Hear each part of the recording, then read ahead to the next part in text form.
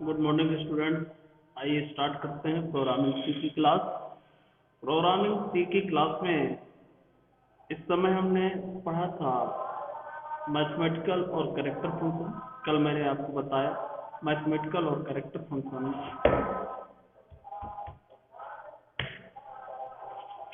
यहाँ पर हमारे सभी लाइब्रेरी फंक्शन कंप्लीट हो गए थे। मैंने आपको लाइब्रेरी फंक्शन बताए थे, उनमें से जो लाइब्रेरी फंक्शन मैंने सिखाया एक बार आपको बताना चाहूँगा। ये character input output library function, formatted input output library function, mathematical function और कैरेक्टर फंक्शन। यहाँ पे हमारा लाइब्रेरी फंक्शन पूरा होता हुआ अब हमको आगे की ओर जो पढ़ना है, यहाँ पे हमारा लगभग बेसिक पार्ट कंप्लीट होता है। एक बार मैं आपको सिलेबस भी रिव्यू करा देता हूँ। आपके पास सिलेबस है तो ठीक है, नहीं है तो आप माखनलाल की साइट से डाउनलोड कर सकते हैं, मैं आपको बता दूंगा। दूसरी बात, मैं आपको आजकल में तीनों असाइनमेंट देने वाला हूँ। एक असाइनमेंट पहले दिया था, लेकिन एक पीडीएफ बनाकर जिसमें मैं तीनों असाइनमेंट देने वाला हूँ और तीनों में सबमिट डेट दी हुई है। आप विशेष रूप से ध्यान दें, आपको सबमिट डेट पे ही असाइनमेंट सबमिट करना होगा। सबमिट कैसे करना है ये हम एक वीडियो बनाकर आपको भेजेंगे। उस तरीके से आपको असाइनमेंट सबमिट करना है, लेकिन निर्धारित डेट पर ही असाइनमेंट सबमिट होगा। इसके बाद असाइनमेंट सबमिट नहीं होगा, जिसके लिए आप स्वयं रिस्पॉन्सिबल होंगे। और मैं बार बार आपको बोलता हूँ, असाइनमेंट के बेस पर ही इस बार मार्क्स मिलना है, ये भी आप मान के चलें। इसलिए आप असाइनमेंट समय पर पूरा करें और एक दो दिन पहले पूरा करें। जैसे ही हमारी डेट नज़दीक आएगी हम एक लिंक देंगे, उस पर आपको अपलोड करना होगा और उसमें एक टाइम हम देंगे। उस टाइम के ड्यूरेशन में जो स्टूडेंट अपना असाइनमेंट अपलोड कर पाएंगे उन्हीं के असाइनमेंट मान होंगे। और असाइनमेंट लिखना सभी के लिए अनिवार्य है, ये हम बार बार बोल रहे हैं, तो इसको विशेष रूप से ध्यान दें।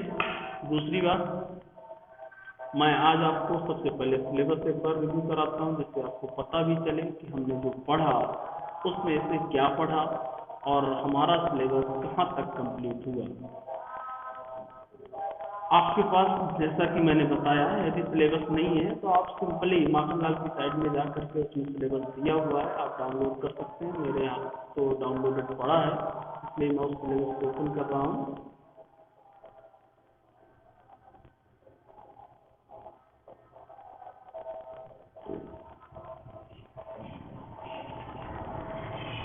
आप डायरेक्टली माखनलाल की साइट से सिलेबस डाउनलोड कर सकते हैं। चलिए, ये आपका ओल्ड सिलेबस है, सिलेबस आपका चेंज हो चुका है, मुझे नया सिलेबस ओपन करना है। ये नया सिलेबस है 2020 के अकॉर्डिंग। ये सिलेबस आप डाउनलोड करिएगा, माखनलाल की साइट पे मिल जाएगा आपको, डायरेक्ट आप उसको डाउनलोड कर सकते हैं। चाहे तो मैं बता भी देता हूँ, क्योंकि न्यू स्टूडेंट हैं आप लोग, तो एक बार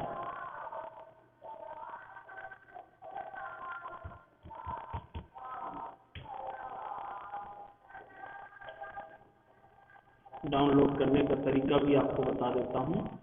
आप ऐसे माखनलाल की साइट खोलिएगा, गूगल में डाल दीजिएगा mcu.ac.in और इसके अंदर आप जाएंगे। जैसे ये हमारी माखनलाल की साइट है, इस पे आप जाएंगे और यहाँ पर आपको मिलेगा डाउनलोड। ये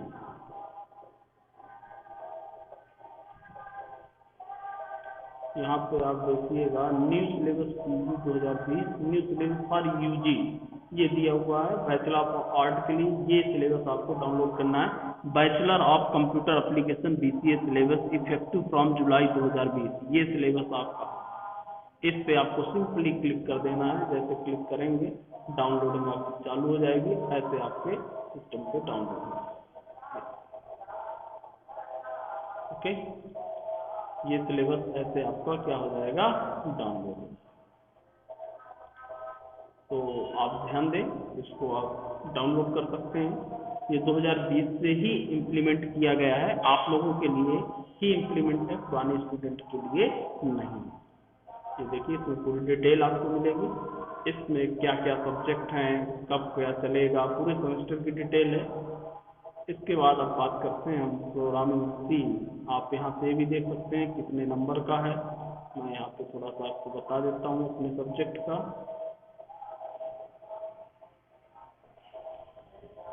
ये फर्स्ट सेमेस्टर है आपका, office automation programming with C and C plus plus. Asterisk लगा हुआ है, मतलब प्रैक्टिकल सब्जेक्ट है। और इसमें जाकर आप देख सकते हैं थ्योरी जो होगी इसकी 80 नंबर का पेपर होगा, 20 का इंटरनल होगा, टोटल 100 नंबर का पेपर। ओके, नेक्स्ट अब बात करते हैं सिलेबस की। तो एक बार मैं बता देता हूँ, आपको दिखा देता हूँ सिलेबस में हमने क्या क्या पढ़ लिया। ये देखिए, ये हमारा सिलेबस होगा, कोर्स का क्या ऑब्जेक्टिव है वो आप देख सकते हैं। और यहाँ पर बात करें यदि, तो हमने क्या पढ़ा है आप ध्यान दें। अब सबसे पहले इंट्रोडक्शन ऑफ सी लैंग्वेज मैंने आपको बताया, नोट्स भी भेजा। सी लैंग्वेज स्टैंडर्ड, ये भी मैंने नोट्स में ऐड कर दिया है। स्टैंडर्ड जो मैंने बताए थे कि सबसे पहले सी को किसने अडॉप्ट किया, कौन सा स्टैंडर्ड था, ये सारी जानकारियाँ नोट्स में समय समय पर अपडेट करता रहता हूँ। जैसे आपको सिलेबस के अकॉर्डिंग मैंने बताया था, आप चेक कर लीजिएगा। मैंने इसमें स्टैंडर्ड ऐड कर दिया है, आप देख लीजिएगा। हिस्ट्री के बाद ये देखिए जो मुझे लगा, ये देखिए ये शॉर्टली हिस्ट्री एंड स्टैंडर्ड मैंने ऐड किया है। ये ANSI मैंने पढ़ाया था, ISO ये स्टैंडर्ड है। ये स्टैंडर्ड कब मिला, ANSI पहले मिला 1989 में, फिर 90 में ISO भी मिल गया, फिर सी 99 मिला 99 में, और फिर 2011 में C11 स्टैंडर्ड प्रोग्रामिंग सी को मिल चुका है। तो इस तरीके से आपको उसको एक्सप्लेन करना होगा। प्लस इसके फीचर्स तो हमने बताया ही था, प्रोसीजरल प्रोग्रामिंग लैंग्वेज है। फीचर्स भी इसमें लिखे हुए हैं, नोट्स में हैं। जिनको नहीं मालूम, मैंने 2 नोट्स भेजे थे, चेक कर लीजिएगा। उसमें फीचर्स भी यूज भी बताया मैंने, और उसके लैंग्वेज क्या होती, कितने प्रकार की, शॉर्टली लर्न, ये फीचर्स, यहाँ पर फीचर्स भी हमने दिया है। तो ये आपको पढ़ना है। मैं सिलेबस के अकॉर्डिंग आपको बता रहा हूँ क्या क्या।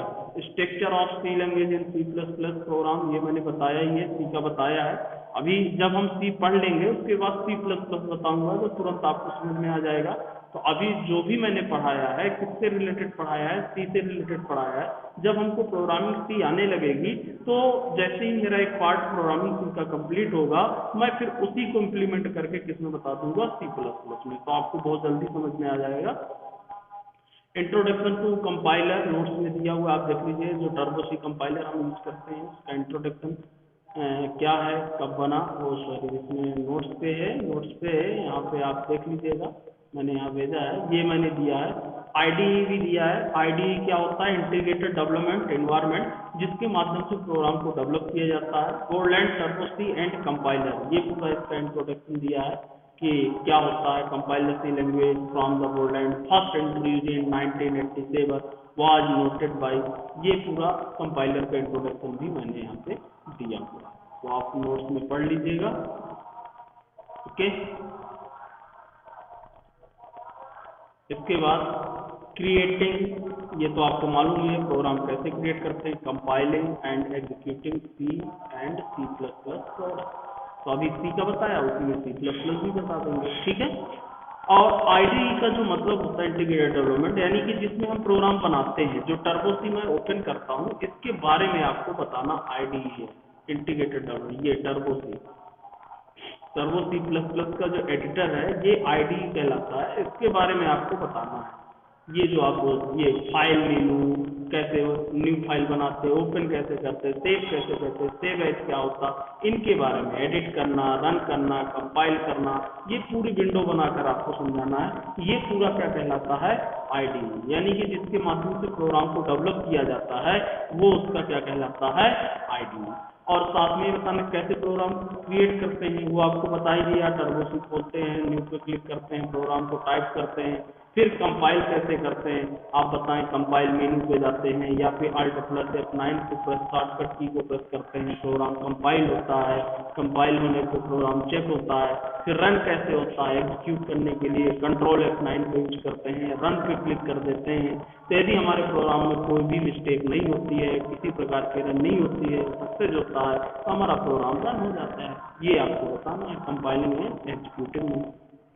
IDE फीचर आपको बताना ही है कि आपको क्या क्या मिलता है। ये मैंने हेडिंग बना के डाल दी है, IDE feature of turbo compiler. Okay, इसके बाद आपको कीवर्ड्स को मालूम ही है, पढ़ाया ही मैंने। आइडेंटिफायर टोकन के अंतर्गत वेरिएबल पढ़ा हमने, कांस्टेंट पढ़ा। स्कोप ऑफ लाइफ वेरिएबल, ये जो छूटा है इसको मैंने जानबूझ के अभी नहीं पढ़ाया, क्योंकि जब हम आगे की यूनिट पढ़ेंगे तब हमको ये समझ में आएगा कि वेरिएबल का स्कोप क्या होता है। तो इसको मैंने अभी जानबूझ के यहाँ पे छोड़ रखा है।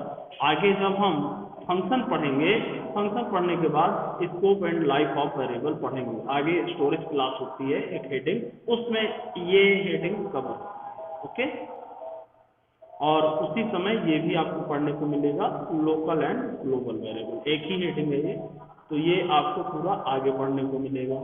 ठीक, इसके बाद हमने डेटा टाइप्स तो पढ़े हैं, एक्सप्रेशन हमने पढ़ा, ऑपरेटर हमने डिटेल में पढ़ा, arithmetic operator, logical operator, relational operator, conditional operator and bitwise operator, ये सारा सब कुछ हमने पढ़ा।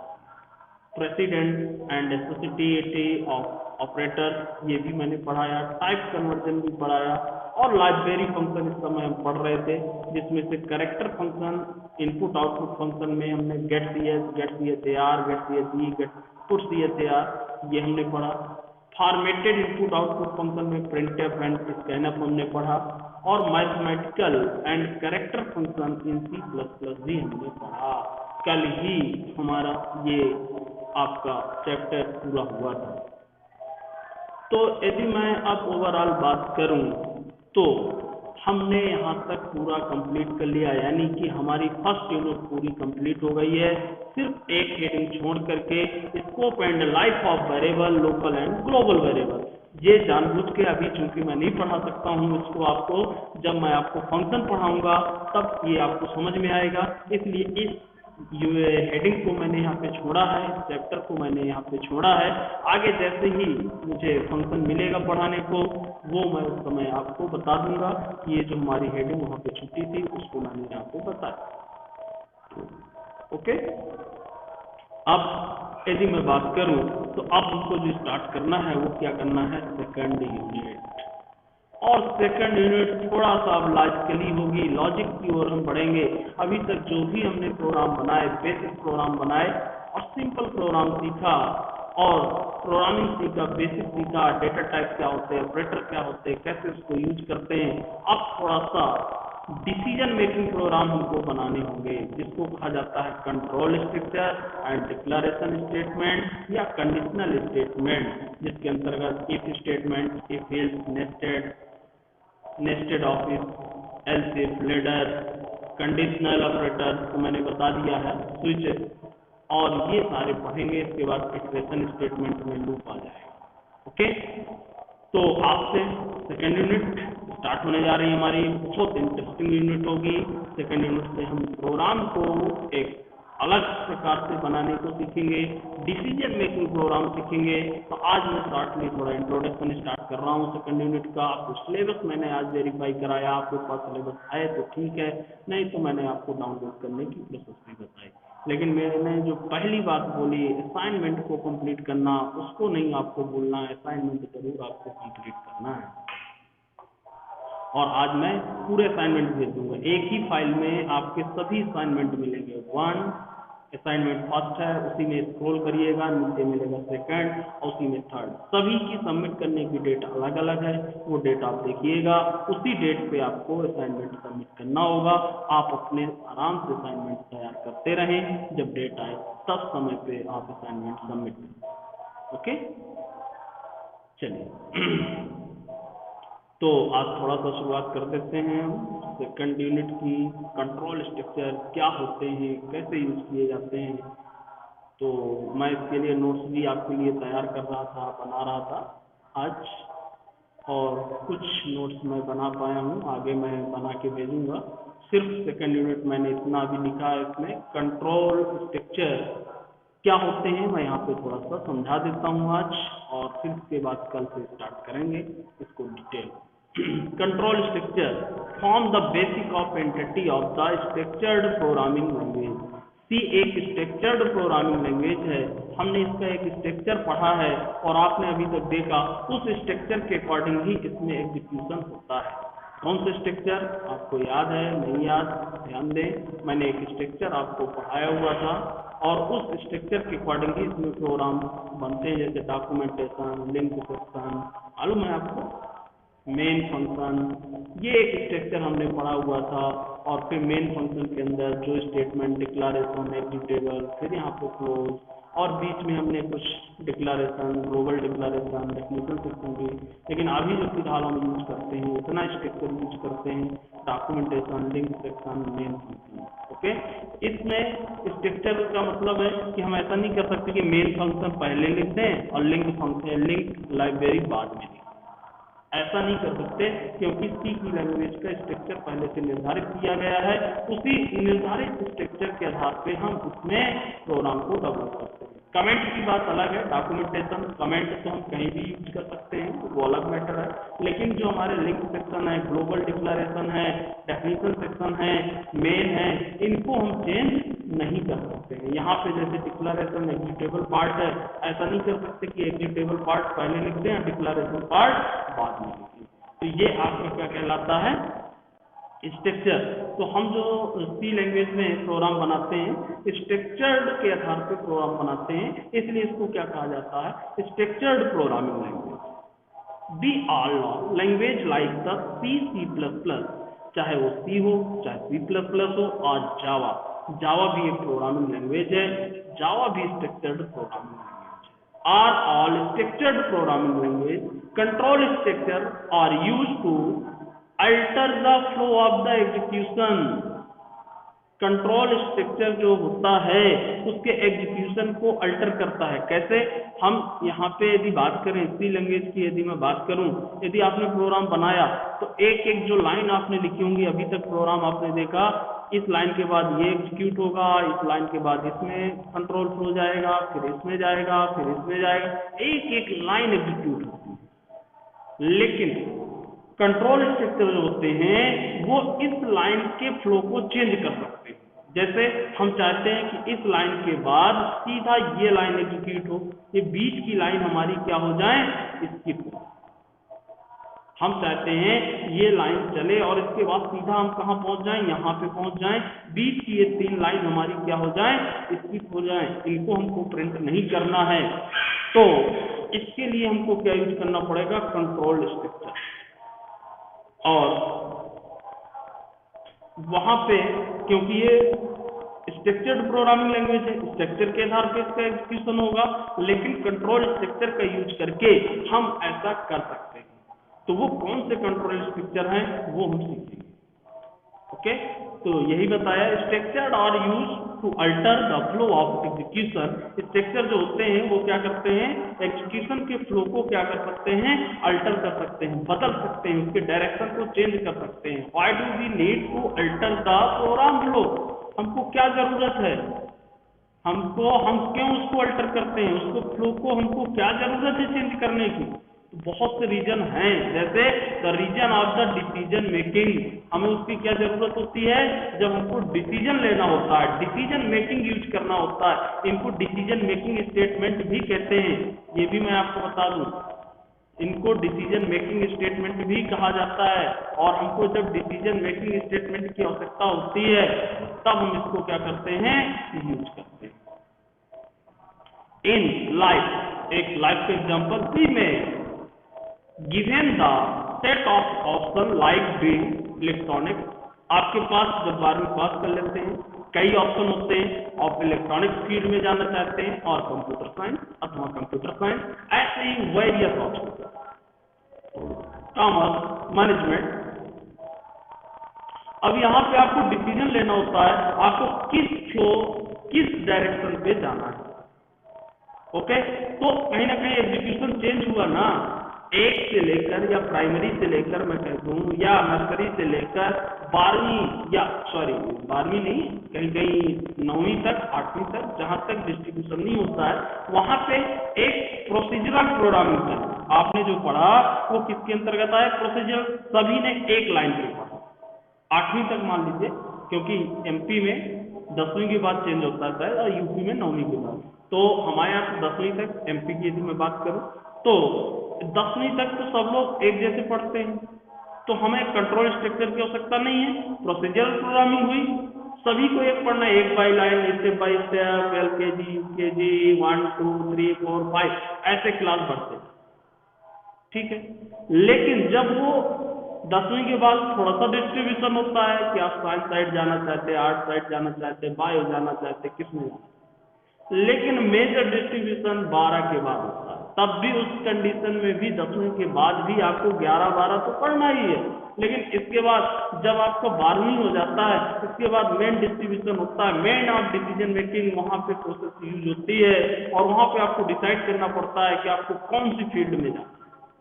तो ये रीजन है, इसी रीजन के लिए हमें प्रोग्रामिंग में आवश्यकता है क्योंकि डिसीजन मेकिंग की। और डिसीजन मेकिंग ऑपरेटर हमने इसीलिए पढ़े हैं, यहीं पे हमारे वो ऑपरेटर्स यूज होंगे। कौन से? रिलेशनल, लॉजिकल जो ऑपरेटर हमने पढ़ रखे हैं तो डिसीजन मेकिंग में ही यूज। बी, फिर हम क्या करते हैं? Do make the decision by analysing, हम एनालाइज करते हैं सर्टेन कंडीशंस लगाते हैं, लाइक योर पर्सनल इंटरेस्ट, हमारा किस में इंटरेस्ट है, कहाँ पे स्कोप है हमारा, और क्या किस फील्ड में हमको जॉब मिल सकती है, क्या अपॉर्चुनिटीज होंगी हमारी।